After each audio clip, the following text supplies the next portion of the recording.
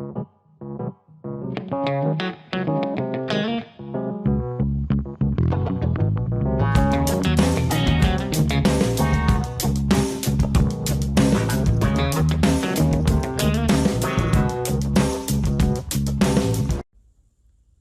guys, welcome back to TV Spoilers.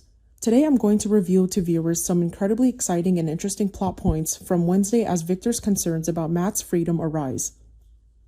Victor confronts Matt Clark directly to protect Nick. With Matt Clark released and gone, Victor will see this as a direct threat to Nick and Sharon.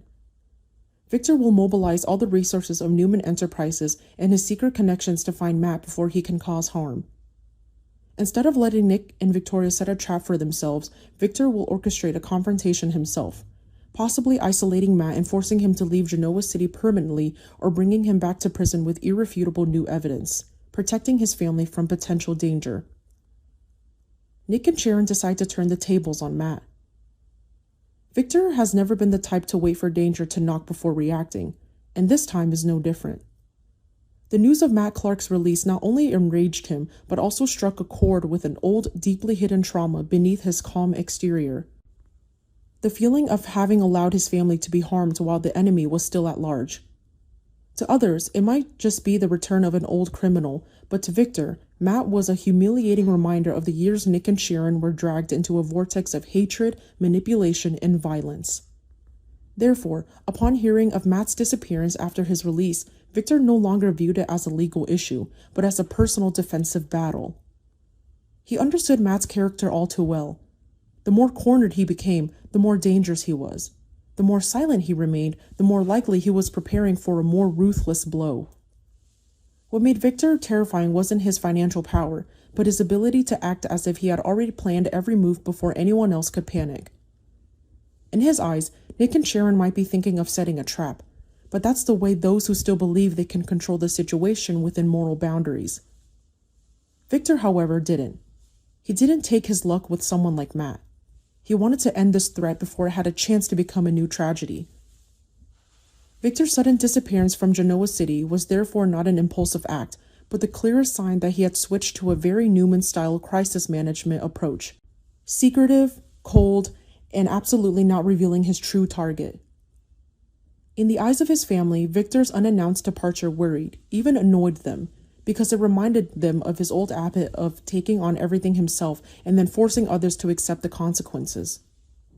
But for Victor, keeping his family in the shadows was sometimes a form of protection.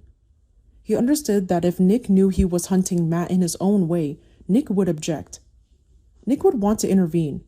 Nick would want to do things the cleaner way. And that was something Victor couldn't allow, because hesitation was the opening Matt could exploit.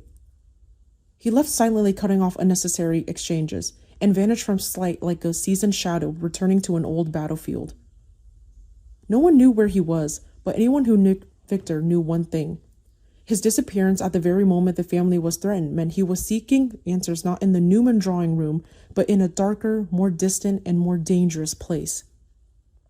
From that point on, the entire resources of the Newman Enterprises began to operate in almost invisible manner. This was no longer a matter of hiring ordinary surveillance or ostensibly enlisting police support. Victor mobilized every channel at his disposal, from the corporate security system, the legal team, private contacts who owed him favors, to relationships no one in the family wanted to delve into deeply to.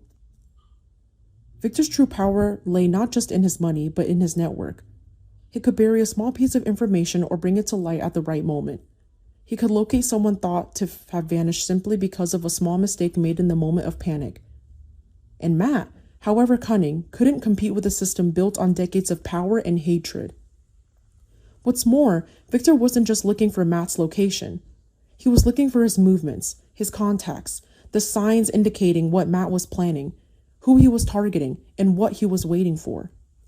He wanted the complete picture because Victor didn't like reactions. He preferred to control. From the news of Matt's release to Victor's mysterious disappearance to the mobilization of resources and evidence gathering, to Nick and Sharon's decision to counterattack, and finally, the secret confrontation where Victor forced Matt to choose between prison and exile from Genoa City. Each arc has its own psychological focus, and each character has motivations clear enough to keep viewers on edge, not only about what will happen, but also about what kind of people they will become after this. That's what makes a Y&R storyline truly captivating. Personally, I really like the way you've developed Victor in the scene, as it perfectly captures the most compelling version of the character. A father who is both terrifying and pitiable, always wanting to protect his family, but often doing so in a way that hurts them. Victor always gives the impression that he doesn't know how to love gently, so each time he steps in to save a family, the victory is often followed by a very sad silence.